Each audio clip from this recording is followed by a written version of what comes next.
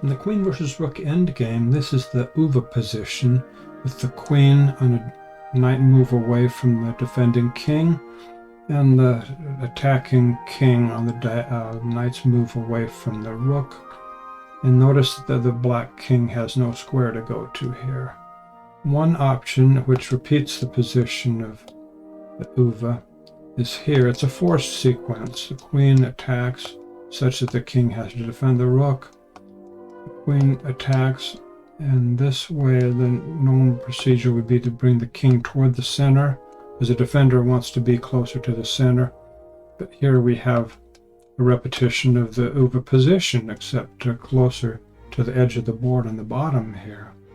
And if it continues this way, the black king will be in some difficulty on the edge.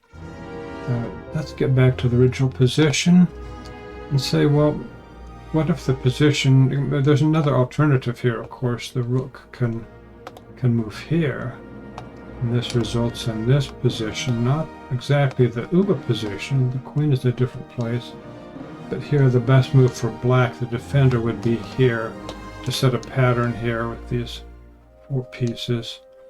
But let's get back and let's set up a position. The pieces are further down, closer to the edge, so the defending king is really near the edge. The black king can get into trouble very quickly.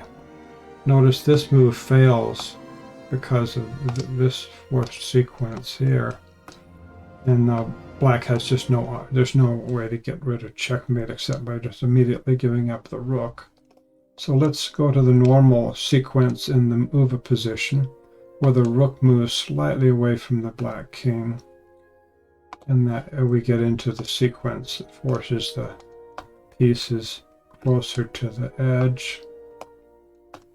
And with the white king moving here, it repeats the Euwe position. Well, black has just limited possibilities here, just to repeat the same sequence where the king gets to the edge,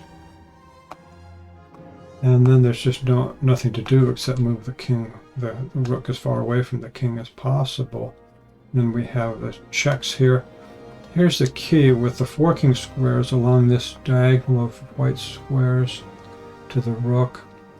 The black king has to avoid being checked on these 2 squares that are working squares for the queen. So it just limits the king to having to move here. And in this position, the queen can go to the edge and get the forking square here at b7. So the black king moved to the b square, which is forced, allows the queen to move to b7, winning the rook. Let's go back here. Let's go back to the beginning, actually.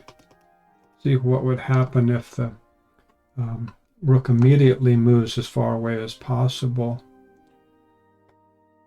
In this situation, the queen again moves here to the square that's along the same diagonal. It's a diagonal the queen takes that's next to the diagonal of forking squares. There's also another diagonal here that can be important, the dark squares here, which are next to the diagonal leading to the rook.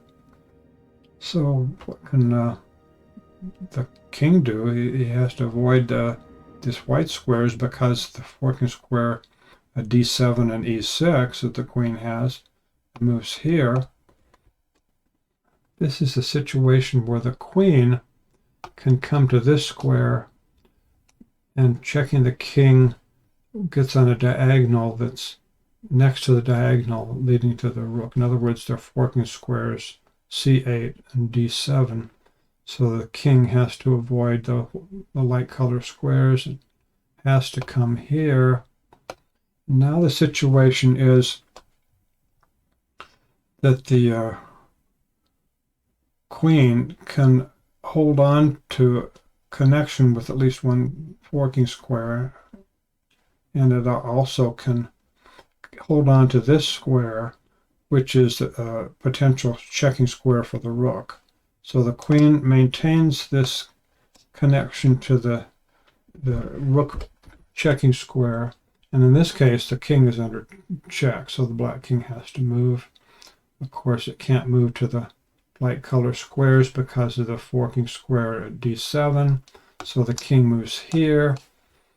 This is a situation the king can advance actually to c4, but it's an easy thing to remember, the pattern of having an advancement toward the defending king while the queen protects the white king from a check.